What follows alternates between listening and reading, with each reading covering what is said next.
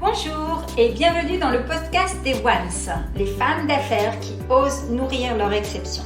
Je suis Afida Benour, Master Coach Sensitive, fondatrice de la méthode One, un processus holistique d'ouverture du cœur. J'ai créé ce podcast pour vous aider et inspirer les femmes d'affaires à oser repasser number one dans leur vie, sans plus jamais s'oublier, se dévaloriser ou perdre confiance en elles. La singularité, l'exception de chacune me passionne. Je vous partage donc à cœur ouvert des interviews de Ones pour vous aider à vous-même devenir une one, une femme qui ose nourrir son exception. Comment elles osent à mes côtés se métamorphoser et transformer le monde, un acte d'amour à la fois, à commencer par un acte d'amour vers soi. Je vous dis tout sur chaque portrait vérité intérieure profonde en mode VIP. Bonjour Edith. Bonjour Afida et bonjour à tous et à toutes. Alors nous sommes sur le podcast des Ones, celles et ceux qui osent nourrir son exception et plus précisément celles qui osent nourrir leur exception. Puisqu'on s'adresse à une majorité de femmes, des femmes d'affaires, des femmes sensibles, mais aussi des femmes qui ont déjà beaucoup travaillé sur elles et qui ont envie justement d'aller un cran plus loin. L'unique but de ces interviews, c'est de vous partager une discussion qu'on a à cœur ouvert avec Edith. Je vais dans un instant vous dire qui elle est, mais c'est surtout elle qui va nous en dire plus sur qui elle est vraiment et ce qu'elle a à cœur de nous partager aujourd'hui. Alors Edith, c'est une de mes mentors, Edith Lassiat, donc, que j'ai rencontrée dans son logis de sa Chassagne. Elle va nous en parler un petit peu. Et on s'est rencontrés effectivement sur une conférence et c'était un coup de cœur qui nous a permis de faire un bout de chemin professionnel ensemble, entre pairs, mais avec un regard de mentor. Et j'admire vraiment le parcours et la personnalité d'Edith pour tout ce qu'elle insuffle à nous les femmes de cette puissance féminine que l'on a et qu'on sous-estime souvent. Edith, ce que je te propose, c'est qu'on va faire un portrait vérité, comme j'ai l'habitude dans mes interviews, et ensuite, tu auras une fenêtre, un boulevard ouvert à toi pour pouvoir nous parler à cœur ouvert et surtout inspirer toutes ces femmes qui vont nous écouter et leur donner des tips comment oser nourrir leur exception. Ça te va? Parfait. Super. Alors, en portrait vérité, je vais te poser des petites questions comme ça à bâton rompu, histoire que les gens te découvrent un peu. Est-ce que tu as une couleur préférée? J'en ai beaucoup puisque je suis une peintre, mais je dirais que les rouges orangés, comme par hasard aujourd'hui. Quand je vois mes toiles, il y a quand même le rouge, l'orange, la couleur solaire qui domine. Voilà. Côté solaire. Ok. Ouais. Un livre de chevet. C'est quoi ton livre de chevet en ce moment?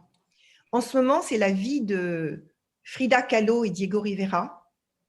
Rien n'est noir, qui est magnifique, qui explique la vie, l'amour, la passion et les accidents de vie de Frida Kahlo, son parcours international, mondial, l'art.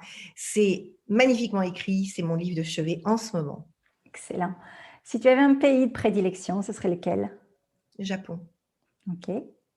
Un plat préféré, sucré ou salé? Ou les deux? J'en ai tellement. Un plat préféré. Choisir, c'est renoncer. Hein? Oui. Écoute, je pourrais dire le vieux pot-au-feu des mamies. Ah, ok. Le vrai pot-au-feu des mamies. Un ou une mentor? Michelle Obama. Ok. C'est drôle, je pensais aussi à ta maman. Oh, maman, bien sûr. Ta chère maman que j'ai le plaisir de connaître. Ok, très bien. C'est déjà pas mal hein, comme portrait vérité. Alors, est-ce que tu veux bien nous en dire plus, te présenter à ta façon, nous dire qui tu es, d'où tu viens, qu'est-ce que tu offres à ce monde de ta belle personne?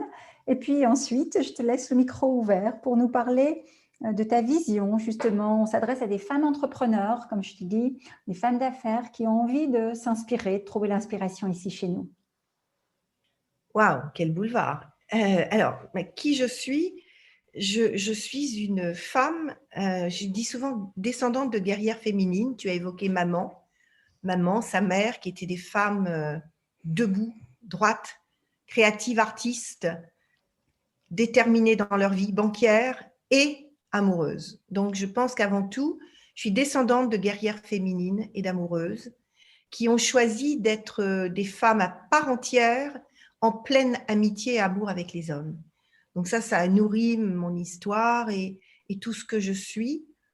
Je suis profondément une artiste et à chaque fois que je lâche un peu les contraintes, c'est dans cet espace-là que je reviens et je me nourris. J'ai eu beaucoup de vies. Je dis parfois, j'ai 120 ans, je sais que ça ne se voit pas, mais j'ai eu, on va dire, 5 vies majeures à haut niveau. J'ai eu la chance de vivre 20 ans de marketing auprès de grands mentors comme le patron de Cartier, le patron d'Yves Saint-Laurent, Jean-Louis Servan-Schreiber, qui vient de décéder il y a quelques semaines. Et j'ai parcouru le monde dans le marketing du luxe et de haut niveau. Et j'y ai appris à observer, à analyser, à regarder et à comprendre les êtres, les cultures. En tout cas, c'était très net. Et puis, quand j'étais là-bas, surtout chez Saint-Laurent, au même quartier, ou Descamps aussi, Descamps où j'avais la responsabilité du monde comme directrice création, communication, marketing, licence, c'était très vaste. J'étais très attirée par l'art. Quand j'étais chez Saint-Laurent, j'adorais aller voir le studio. Quand j'étais chez Cartier, c'était les archives de Cartier. Donc, ou les ateliers où on travaillait l'or. Donc très vite, j'ai compris que j'avais une dimension artistique et même d'artisan, parce que j'aime faire, j'aime construire, j'ai sculpté. Tu vois, par exemple, cette sculpture-là, c'est ma première sculpture. Toi, tu les connais, tu es venu à l'atelier. Là-bas, c'est mon mari qui était la deuxième sculpture, dont j'ai fait un bronze. J'ai donc une deuxième vie qui était une vie d'artiste, que je ne me suis pas autorisée tout de suite, puisque je l'ai fait à 40 ans, quand j'ai senti que l'appel était tellement grand que je ne pouvais pas y échapper. Donc, je suis rentrée en peinture un peu comme on rentre en religion. Donc, je n'avais pas un habit de moine, j'avais un habit d'arpette, blouse d'atelier, les pinceaux dans les cheveux pour retenir ma masse de tignasse. Et j'ai appris à travailler comme les maîtres du Quattrocento. Et là, j'ai appris à travailler avec le nombre d'or, à faire mes émulsions, mes médiums, la patouille, la cuisine des anges. Et donc, j'ai amorcé une deuxième vie qui ne m'a plus quittée. C'est pour ça qu'en ce moment, là, je suis en train de lire la vie de Frida Kahlo. J'ai eu cette vie d'artiste profondément dans mes tripes, dans ma chair. J'ai exposé aux États-Unis, j'ai une belle cote, j'ai exposé partout en Europe. J'ai aussi enseigné l'art pendant 15 ans. Je dirais que c'était ma vie à temps plein, on va dire entre 40 ans et 55 ans. En parallèle, je suis devenue critique d'art. J'ai co-dirigé un magazine d'art contemporain naissant à l'époque. J'étais directrice marketing de ce magazine, parce que j'étais à la fois une femme de marketing et une artiste. Et puis, je suis devenue critique d'art et j'ai même eu la chance d'être nominée parmi les 3 meilleurs critiques d'art européens sur le net, comme quoi tout est possible quand on est au cœur de ce qui nous fait vibrer, de son exception, comme tu le dis. Moi, j'ai vraiment nourri mon exception toute ma vie et la vie me l'a rendue de façon magistrale. Donc, l'art a été une immense partie de ma vie. En parallèle, je suis devenue auteure, j'ai écrit plusieurs livres et surtout, je crois que ce qui me définit aussi énormément à côté de l'art, on va dire, c'est la chamane, c'est-à-dire que un des cadeaux de ma vie, c'est mon filleul autiste. Tu connais sa maman, tu connais un peu notre histoire. Maxime, qui a 36 ans maintenant. Et je me suis rendu compte très vite que l'autisme, c'était une fenêtre sur une autre intelligence et surtout sur un monde du silence qui ne pouvait pas communiquer. Et grâce à lui, j'ai entamé un chemin pour comprendre derrière le silence l'invisible. Et puis, avec des rencontres de grands chamans, de médiums, de gens totalement différents, j'ai découvert qu'on avait des capacités infinies. Donc, j'ai une formation en kinésio. J'ai eu beaucoup de choses dans ces domaines-là. Donc, j'ai mené en parallèle, finalement, des choses qui sont un peu, a priori, on presque dire incompatibles. Mais en fait, tu disais que toi, ce que tu nourris avant tout, c'est l'amour et que tu éveilles à l'amour finalement dans toute sa dimension. Moi, je pense que j'éveille à l'autorisation à avoir accès à la puissance au cœur de nous qui souvent est dans l'invisible. C'est-à-dire que j'ai très vite compris que même dans le marketing, quand j'étais chez Cartier, c'est quand même à 28 ans que le patron de Cartier m'a confié la moitié du monde à superviser. Inutile de dire que 28 ans, j'étais dans les petites chaussures. Hein. Mais je l'ai fait et je me suis rendu compte avec le recul que c'était mon amour des gens et la compréhension de choses subtiles qui me permettaient de passer là où le rationnel ne m'avait pas encore Voilà. donné les clés. C'est un petit peu une vision, effectivement, on a beaucoup échangé sur cette notion de marketing qui me passionne aussi, sur la notion de marketing du sensible. Eh Donc, oui, en gros, quand on remet, si on veut remettre à ces femmes qui nous écoutent quelques clés de ton parcours, là, on voit une femme, moi, qui m'inspire beaucoup, qui a plusieurs casquettes, mais en même temps une vision holistique qui est tout à fait oui, cohérente. Moi, ce que j'ai retenu de notre échange, de nos échanges, parce qu'on a eu l'occasion de travailler sur plusieurs étapes ensemble, c'est cette facilité que tu as eue à m'insuffler cette puissance féminine, effectivement, que j'avais oui. cachée, enfouie en moi. Alors, si tu devais donner 2 ou 3 conseils pratico-pratiques à ces femmes pour qu'elles osent nourrir leur exception, parce que c'est un parcours où tout n'est pas tombé comme ça, il y a eu de l'audace, il y a eu des moments où tu as créé, est-ce que tu as 2 ou 3 petites anecdotes ou 2 ou 3 petits tips à nous donner où il y avait un moment, une porte à pousser ou un pas à franchir et où tu as osé le faire à ta façon, parce que c'est vrai que quand tu dis Afida, toi, oui, tu me connais bien, hein, et effectivement, mon vecteur, c'est l'amour. On me dit encore hier, je demandais à mes clientes, voilà, c'est quoi mon talent selon vous? Elle me disait, c'est ouvrir les cœurs. Et c'est ça. Et en fait, pourquoi aussi j'ai cette facilité à ouvrir les cœurs? C'est parce que bien longtemps, j'avais le mien fermé et j'ai dû le défoncer de l'intérieur quelque part et Oui. m'autoriser à l'ouvrir en me disant que c'était possible parce que j'avais une éducation qui était cloisonnée, avec une lignée qui était normalement toute tracée. Et je suis allée, non pas sur un boulevard, mais j'ai pris un sentier pour sortir de ce boulevard qui était tout tracé. Et donc, toi, est-ce que tu as, voilà, quelques petits partages croustillants à nous faire là-dessus? Alors, je ne sais pas si ce sont des tips, mais en tout cas des conseils de fond. C'est Mhm. d'abord être conscient que nous pouvons tout faire. Nous avons une puissance infinie au cœur de nous. C'est déjà le fondamental. C'est presque quand tu peins l'imprémature, c'est la première couche. Mhm. C'est le mot que tu dois te dire quand tu te lèves. C'est cette conscience de base, ta définition sur ton fronton. Tout est possible car je porte l'infini en moi. C'est-à-dire qu'on a vraiment une capacité infinie en soi. Donc, tout est possible parce que je porte l'infini en moi. Et quand je dis ça, c'est pas une parole en l'air. J'ai été formée dans une de mes techniques qui s'appelle la communication profonde accompagnée. J'ai travaillé avec Emmanuel Ransford, physicien quantique, et avec Seymour Brussel, qui travaille sur le cerveau. Et dans les deux angles, quantique et cerveau, ils nous ont toujours exprimé que nous avons des capacités infinies neuronales et on a des capacités infinies parce que nos cellules, notre structure est de toute façon une structure ouverte sur le monde. Donc oui, nous avons, même si vous ne l'avez pas encore vérifié, vous ne l'avez pas encore touché du doigt, vous avez des doutes, faites le pari de Pascal. Je pars du principe que je parie que j'ai toute puissance au cœur de moi. Ça, c'est… Et à tous les coups, je gagne. Oui, parce que quelque part, en accordant cette possibilité à l'intérieur de vous, à ce grand, de s'exprimer, il ne va plus vous lâcher. Il va s'exprimer. Donc ça, c'est la première chose. Super. Alors, c'est plus qu'un type, c'est vraiment un conseil de fond. Moi, je crois que je suis née avec ça. Et j'ai eu la chance de ne pas avoir été abîmée. C'est-à-dire que mon père, étant physicien quantique, astrophysicien, m'a fait naître avec l'infiniment grand, l'infiniment petit. Donc, de toute façon, quelque part, moi, je suis née avec ça. Donc, je le transmets. N'oubliez pas que même si vous ne le savez pas, c'est là. Donc, première chose. Seconde, oser.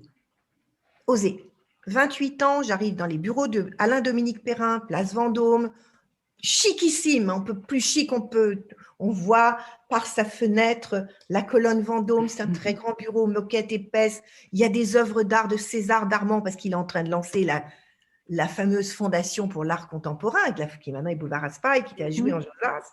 Moi, j'arrive là-dedans, je ne connais rien au luxe, c'est pas du tout les codes du luxe, je ne sais même plus comment je suis arrivée chez Cartier, mais ouais, j'y étais dans son bureau, ça sentait un peu ces parfums un peu d'homme, il y avait des petites odeurs de cigares, j'ai encore ça complètement quand j'y pense. L'essence, oui. Une demi-heure après, il me dit, voilà, mademoiselle, le monde aujourd'hui est dirigé par un homme, c'est trop pour lui. Vous serez son bras droit, vous aurez la moitié du monde à superviser. J'ai 28 ans. Pardon? Illégitime total. Je ne me sens pas légitime. En plus, j'avais une montre qui m'avait été offerte en amitié par Jean-Louis Servan-Schreiber, qui se trouvait être une… Moi, je l'ignorais parce que je ne connaissais pas la marque Cartier. copie servile de Santos. Elle ressemblait fort à une Santos. Et là, le patron de quartier me dit, mademoiselle, pas de copie servile chez nous. Donc, je tire sur ma manche, mais vexée comme un pou.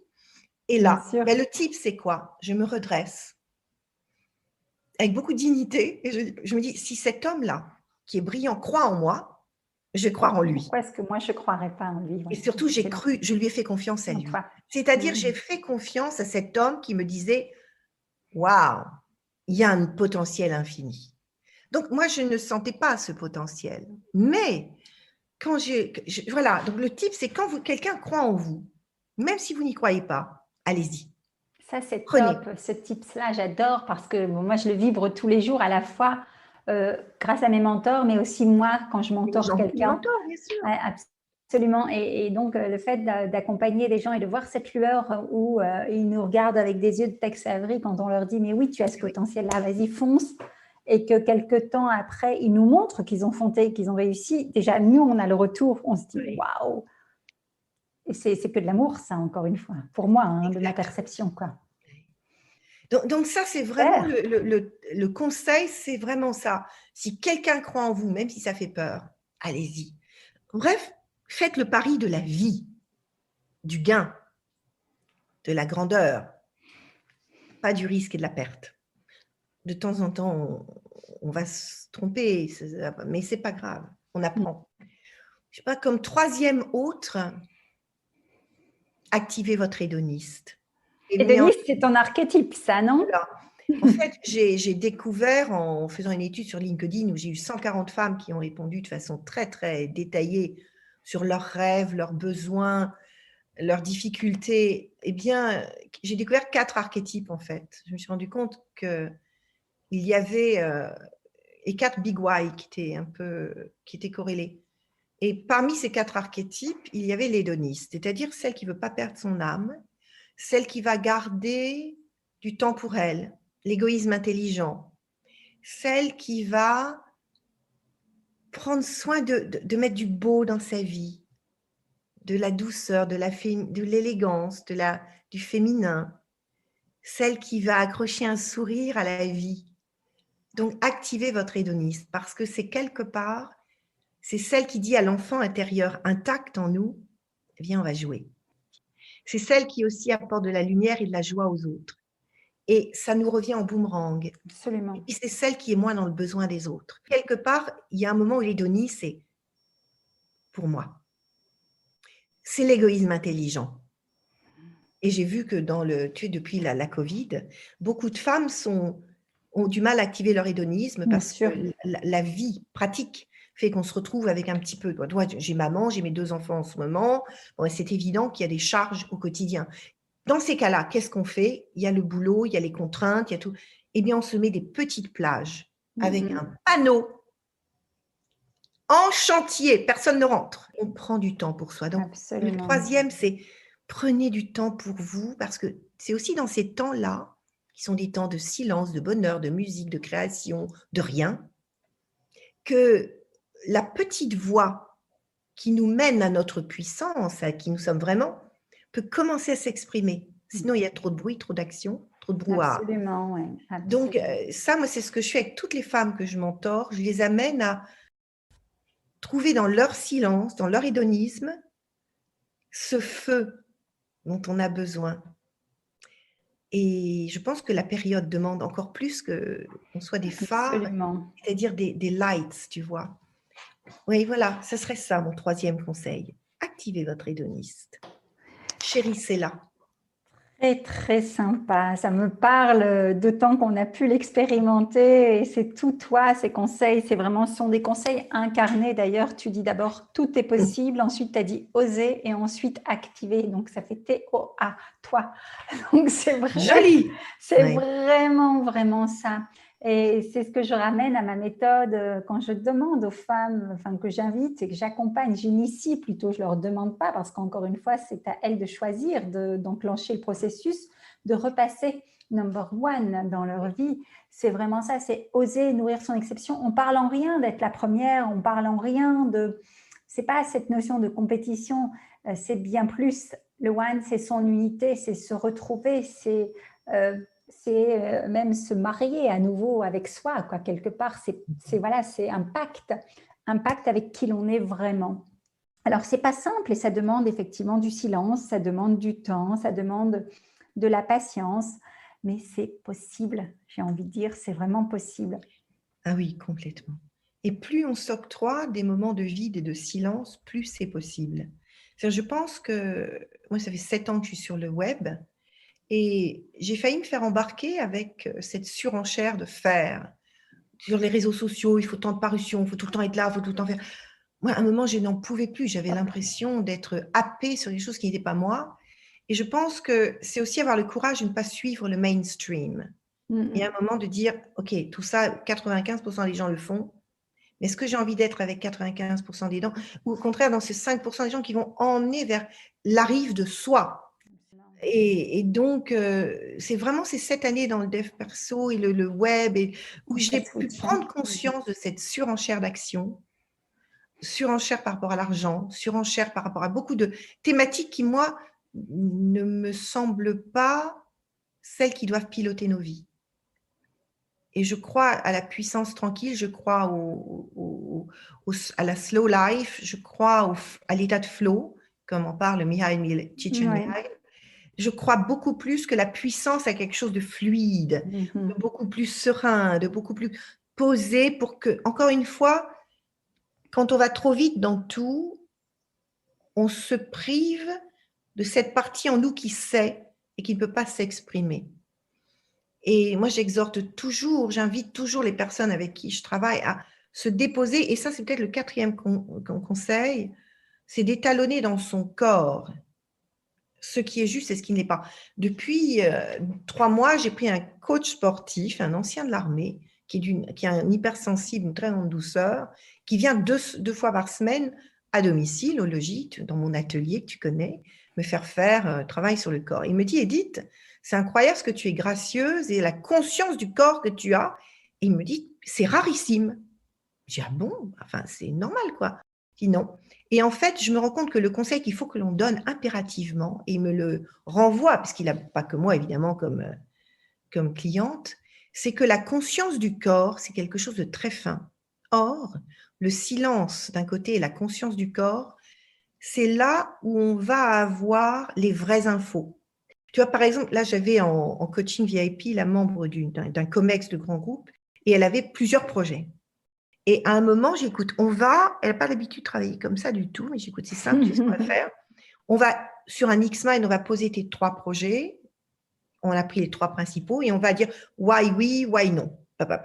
Puis après, je lui dis, maintenant, comme ça, ferme les yeux, pose-toi dans ton corps et je lui relis le premier, de 1 à 10, il vibre à combien? Et en allant chercher dans son corps la vibration intérieure, on a pu vraiment aller complètement hiérarchisé et ce n'était pas la même hiérarchie que le mental. Bien sûr. Alors, on a une hiérarchie du mental, on a une hiérarchie du corps. J'aime beaucoup quand tu dis la conscience du corps et aussi la conscience du cœur, moi, sur laquelle je travaille énormément. Ils sont tout à fait complémentaires. Alors, si on ajoute à cela la conscience du subtil, là, on est vraiment dans un alignement total, finalement. C'est aussi réussir à coordonner. Mais ça, c'est difficile de le faire seul. Hein. Moi-même, je suis accompagnée par un mindset trainer, je suis accompagnée par un coach sportif, je suis accompagnée par ailleurs. Et c'est vraiment cette conscience du cœur et cet éveil du cœur aussi que je me donne, que je m'autorise, que je m'éduque parce que je donne des principes clés à mes clientes pour le faire. Mais par congruence, je me l'applique à moi d'abord. Et c'est vraiment quand on arrive et on ne le perçoit pas quand il s'agit de nous. C'est souvent quelqu'un de l'extérieur qui va dire, mais c'est tellement ça, quoi. Tu vois, ton coach sportif te dit, mais tu es dans cette conscience du corps.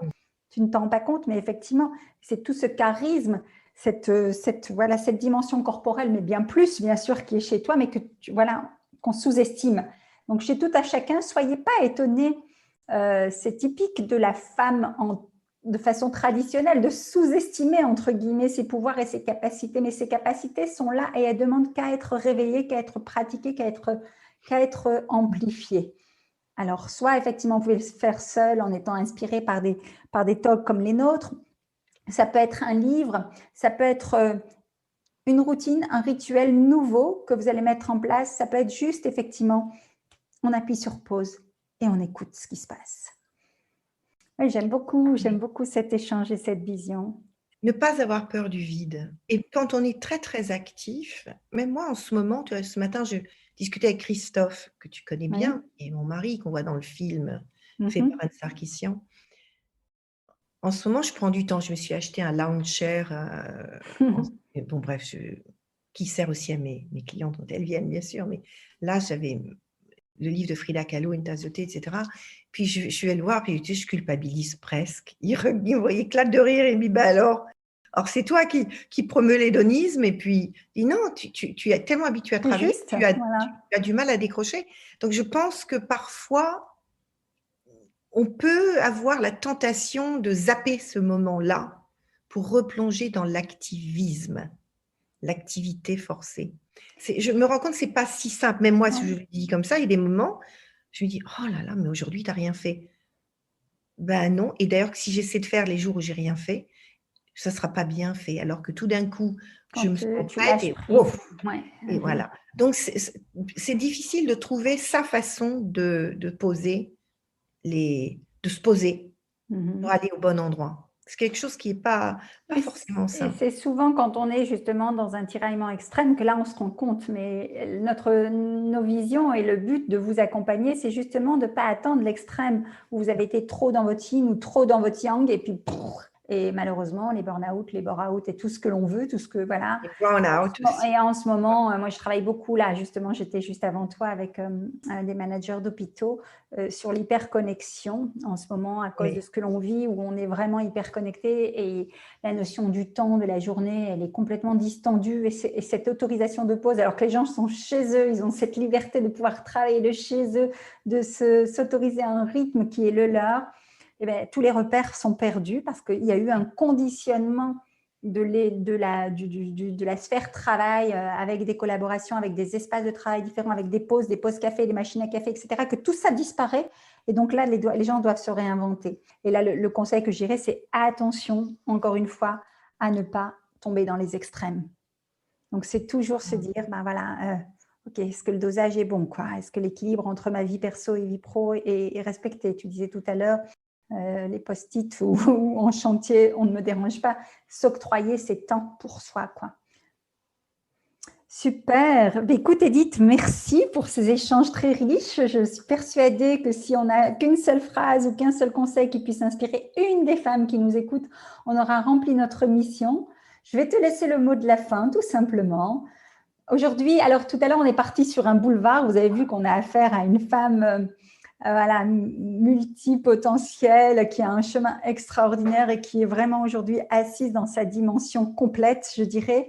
Et aujourd'hui, si tu veux nous guider sur un chemin un petit peu plus intime, dis-nous où tu en es et qu'est-ce qui t'anime vraiment, quoi. On est parti d'un boulevard et là, on termine sur un petit chemin secret ou un petit chemin intime. Si tu as envie de nous le partager, c'est comment, on en a parlé un petit peu tout à l'heure, c'est comment tu oses aujourd'hui vraiment nourrir ton exception là où tu es, là où tu te sens top, quoi, dans ta mission de vie. Moi, là où je me sens top, c'est dans l'accompagnement de femmes à haut potentiel vers leur excellence. Et de préférence en one-to-one ou en tout cas avec du live. Tu vois, c'est vraiment là où je me sens la meilleure. Et, et de plus en plus, j'ai envie de laisser l'artiste en moi reprendre sa place, parce que c'est celle qui est connectée au corps, celle qui est connectée au tout, à l'invisible, celle qui est connectée à la créativité, celle qui est agile, celle qui peut donner encore ouvrir plus de portes et de possibles aux autres. Je me suis rendu compte que plus je suis dans mon art, plus je suis contagieuse pour aider les femmes à aller libérer leur infini potentiel. Moi, comme tu l'as dit, j'ai eu la chance, j'ai beaucoup de dons. Beaucoup de dons, ben, c'est comme ça. Je n'en Travaille tire pas de beaucoup aussi. fierté, mais j'ai vraiment privilégié, c'est cette image biblique qu'as-tu fait de tes talents. C'est vraiment allez identifier tous vos talents et vivez-les. Ne laissez pas. Quand papa est mort, quelque temps après, j'ai entendu cette phrase qui dit « N'oublie aucune partie de toi, rassemble tes dons ». Ah, oh. Et vraiment, c'est arrivé comme ça. Donc, moi, j'ai tendance à dire aujourd'hui, et ça, c'est mon intime, c'est oser votre multiplicité, osez vos multiples, osez vos dons. N'en laissez pas traîner en vous disant celui-là, c'est pas pour maintenant, c'est pas rentable, c'est pas ci, c'est pas ça. Parce que chaque don mène à la croissance complète de soi. Je ne pourrais pas mieux finir cette interview que par ce beau message. Donc, je te remercie, ma chère Edith. Merci. Alors, on te retrouve, je mettrai évidemment dans la légende ton site internet ou comment on peut te trouver. Edith Lassiat, très présente sur les réseaux sociaux, bien évidemment. Je vous recommande d'avoir un échange avec elle et vous ne resterez pas indemne de cet échange. Et c'est toujours avec beaucoup de plaisir que je t'accueille, Edith, et je te dis à très, très bientôt. Merci. L'épisode de Podcast de Once touche à sa fin. Merci de l'avoir écouté jusqu'au bout. Si vous avez apprécié et retenu une astuce ou un conseil de Once, je vous invite à me donner votre avis, à commenter et à partager ce podcast. En attendant le prochain épisode, abonnez-vous et rendez-vous sur les réseaux sociaux ou sur mon site internet www.afidabenour.com où vous retrouverez toutes les astuces offertes et bien plus encore. À très bientôt mes chers ones, vous aussi, osez nourrir votre exception, repassez number one dans votre vie.